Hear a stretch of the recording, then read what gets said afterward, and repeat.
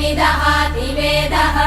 स नः पश्यदति दुर्गाणि विश्वानावेव सिन्धुम् दुरितात्यग्निः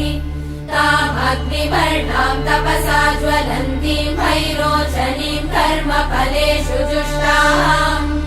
दुर्गाम् देवीगुम् शरणमहम् प्रपद्ये सुतरसि तरसे नमः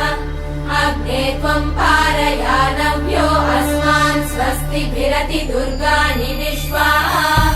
पूष्य पृथ्वी बहुला न उर्वी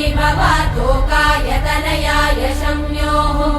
विश्वानि नो दुर्गः जातवेदः सिन्धुन्न नावा दुरितातिवर्षि